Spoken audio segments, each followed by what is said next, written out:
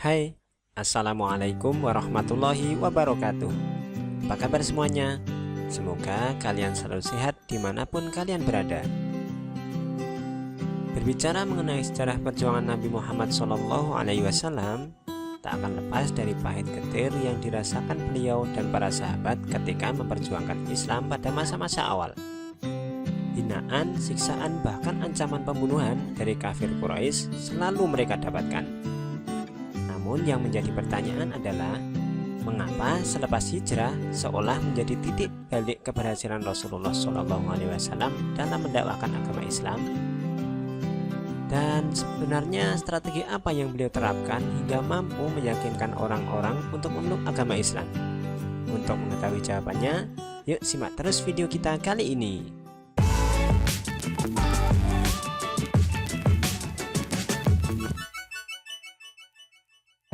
Semenjak Rasulullah SAW berdakwah secara terang-terangan, kurang lebih 3 tahun setelah diangkat jadi Rasul, cacian dan siksaan dari kafir Quraisy semakin meningkat. Bertahun-tahun Nabi Muhammad SAW menyerukan Islam di Mekah, tetapi hasilnya hanya sedikit yang mengikuti ajarannya. Ketika sedang membutuhkan dorongan motivasi untuk terus berdakwah, tetapi Allah berkehendak lain. Istri beliau, yakni Siti Khadijah dan Abu Thalib, paman beliau, berpulang ke rahmatullah. Tentu hal ini semakin menambah kesedihan dari Rasulullah SAW. Peristiwa menyedihkan ini disebut dengan istilah Amul Husni atau daun duka cita. Ketika Rasulullah sedang bersedih, tentu Allah tidak tinggal diam. Tepatnya pada tanggal 27 Rajab 621 Masehi, Allah memperjalankan beliau pada perjalanan Isra Mi'raj. Dalam perjalanan tersebut, Allah Azza wa Jalla memperlihatkan berbagai kekuasaannya, sehingga membuat hati beliau, hati Rasulullah SAW itu menjadi tentram. Namun, peristiwa Isra Mi'raj ini tidak lantas membuat kafir Quraisy beriman.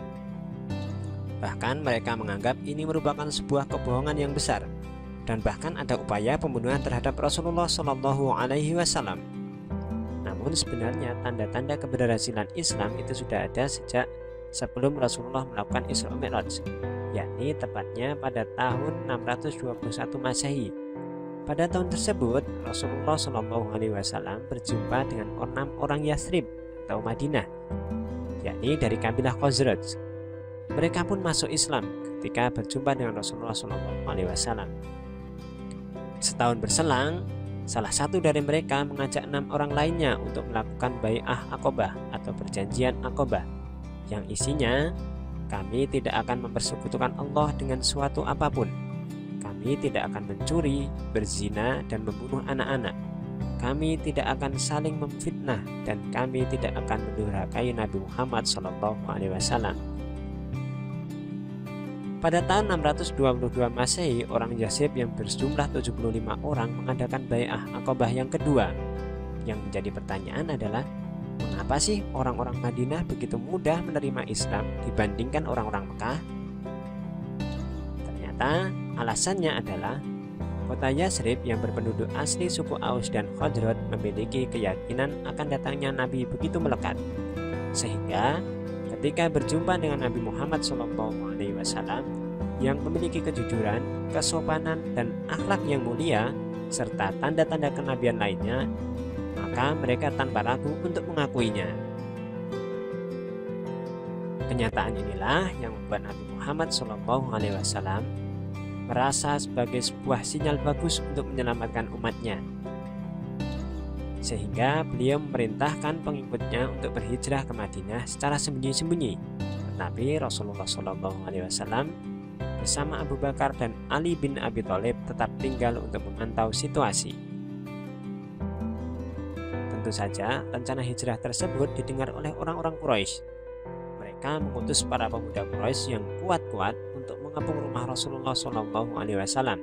Tujuannya tentu agar Rasulullah tidak dapat pergi ke Madinah. Allah berkehendak lain.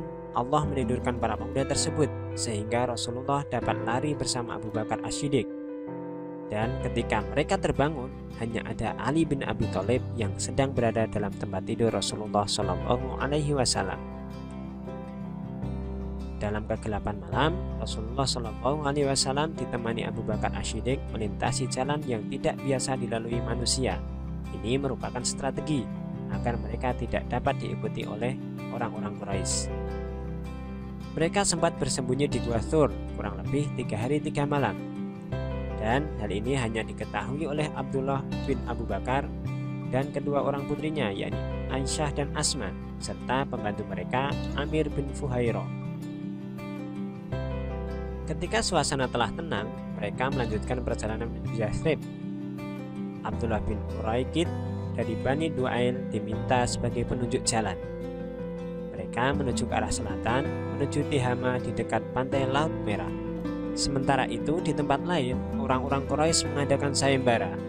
Sayembara tersebut berisi tentang siapa saja yang dapat membawa Nabi Muhammad SAW hidup atau mati akan diberi hadiah serta jabatan yang tinggi.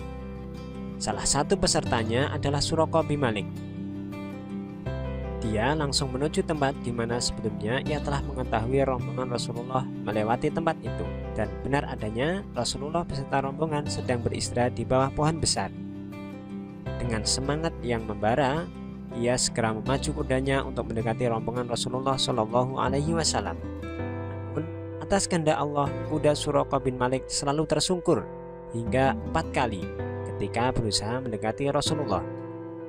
Suraqah pun menganggap hal tersebut adalah pertanda buruk dan akhirnya memutuskan kembali ke Mekah. Rasulullah kemudian melanjutkan perjalanan dan singgah di Quba kurang lebih 4 hari. Di sini Rasulullah mendirikan masjid yang selanjutnya dianggap sebagai masjid pertama dalam Islam. Selanjutnya mereka singgah di perkampungan Bani Salim bin Auf. Beliau melangsungkan sholat Jumat di tempat tersebut, yang mana ini merupakan sholat Jumat pertama dalam sejarah.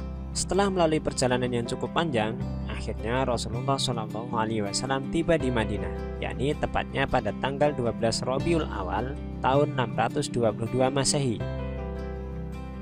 Unta Rasulullah SAW yang bernama Qaswa berhenti di depan rumah Abu Ayyub Khalid bin Zaid. Tempat inilah yang menjadi tempat menetap Rasulullah ketika di Madinah.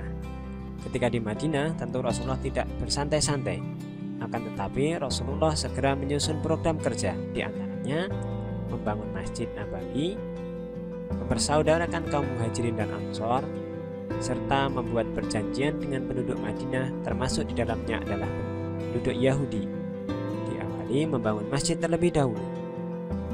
Masjid yang dibangun tidak hanya untuk sholat, melainkan semua kegiatan umat Islam berpusat di masjid, yakni sholat, musyawarah, belajar agama, bahkan sampai perdagangan dilakukan di masjid. Kemudian yang kedua, mempersaudarakan kaum Ansor dan Muhajirin. Perlu diketahui bahwa kaum Ansor adalah penduduk Madinah asli, sementara kaum Muhajirin adalah para sahabat Nabi yang hijrah dari Mekah, termasuk di dalamnya adalah Rasulullah SAW. Adapun orang-orang yang dipersaudarakan oleh Nabi Muhammad antara lain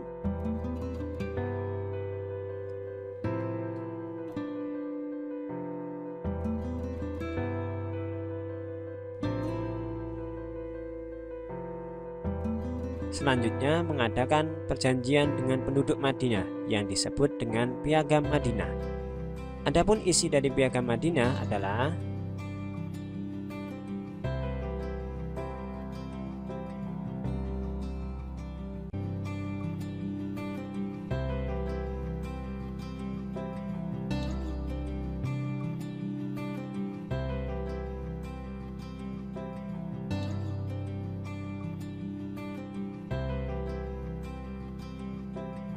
ternyata itulah strategi yang digunakan Rasulullah SAW ketika menyebarkan agama Islam di kota Madinah. Dengan penuh rasa sabar dan strategi yang cerdas serta humanis, Nabi Muhammad SAW mampu meyakinkan penduduk Madinah untuk memeluk Islam, serta membuat kota Madinah memiliki peradaban dan kebudayaan yang maju, hingga akhirnya Madinah pun mendapat gelar Al-Madinatul Munawwarah atau kota bercahaya. Semoga materi kali ini dapat menambah wawasan kita tentang bagaimana perjuangan Rasulullah dalam memperjuangkan Islam di masa-masa awal. Kita bertemu di video berikutnya. Wassalamualaikum warahmatullahi wabarakatuh.